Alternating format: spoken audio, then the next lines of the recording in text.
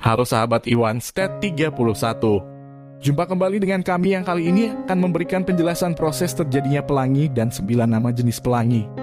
Keindahan pelangi sepertinya tidak bisa dipisahkan dari mitologi. Misalnya, munculnya pelangi adalah penanda ada tangga yang digunakan oleh para bidadari saat mereka turun dari surga. Nah, untuk itu mari kita tinjau nama-nama dan jenis pelang yang ada dan sering kita lihat. Yang pertama adalah pelangi primer. Pelangi primer adalah pelangi yang paling sering kita lihat. Pelangi diciptakan oleh pembiasan internal dan pantulan sinar cahaya yang masuk ke tetesan hujan. Warna-warni utama luar dalam adalah ungu, biru, hijau, kuning, oranye, dan merah. Pita merah membuat sudut 42 derajat dengan sinar matahari, dan pita berwarna lainnya membuat sudut yang lebih kecil. Kedua adalah pelangi sekunder ball. Pelangi lain yang tidak terlihat terlalu kuat adalah pelangi busur sekunder atau secondary ball. Pelangi jenis ini termasuk salah satu pelangi langka karena hanya muncul saat pelangi primer pertama kali muncul. Pelangi sekunder menampilkan warna yang terlihat lebih gelap dari pelangi primer dan kebalikan dari pelangi primer. Jika Anda melihat dua pelangi dengan corak warna yang berbeda, itu mungkin jenis pelangi sekunder.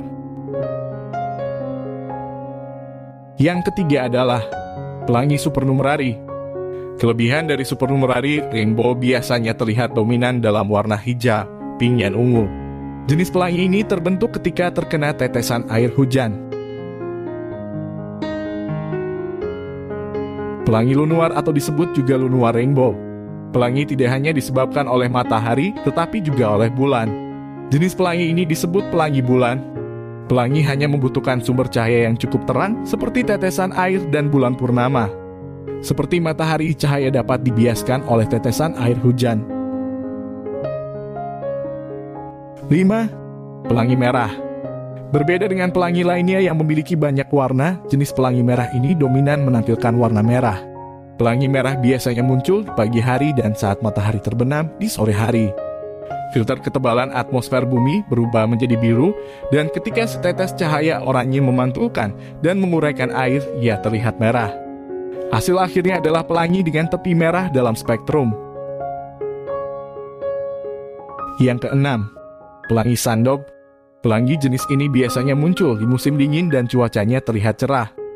Rainbow sandok sering terjadi ketika matahari bersinar melalui kristal es yang tinggi di atmosfer. Sandok warna-warni biasanya menunjukkan cahaya merah di bagian dalam, pantulan ungu di bagian luar, diikuti oleh warna-warni lainnya. Saat konsentrasi kristal es di udara meningkat, begitu pula struktur berwarna pelangi yang muncul. Ketujuh adalah pelangi busur kabut atau fog ball. Penampakan rainbow fog ball atau busur kabut sulit didapat dari pelangi lainnya. Ini karena jenis pelangi ini hanya terjadi jika Anda telah menyesuaikan sejumlah parameter tertentu untuk membuat pelangi busur kabut. Misalnya, sumber cahaya harus berada di belakang pengamat dan membumi. Selain itu, kabut di belakang pengamat harus sangat tipis agar matahari bersinar menembus kabut tebal di depan. Yang kedelapan, pelangi air terjun. Pelangi air terjun merupakan pelangi yang jarang kamu temui karena hanya bisa kamu lihat di atas air terjun. Pelangi air terjun biasanya ditemukan ketika kabut air terjun bercampur dengan aliran udara pada konstanta atmosfer yang terus-menerus. Yang kesembilan adalah pelangi busur bulan. Pelangi busur bulan biasanya terlihat seperti busur yang muncul pada malam hari. Juga dikenal sebagai pelangi bulan, pelangi ini jauh lebih sulit ditemukan. Biasanya akan muncul saat ada badai di bulan purnama. Saat badai usai, kita akan bisa melihat cahaya bulan jika cahaya bulan purnama tidak terhalang oleh awan.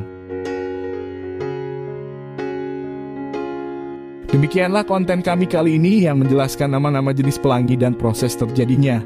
Semoga bermanfaat bagi sahabat semua. Dan jangan lupa untuk share, komen, subscribe, serta aktifkan loncengnya, agar kami dapat selalu memberikan informasi seputar ilmu dan pengetahuan lainnya. Terima kasih.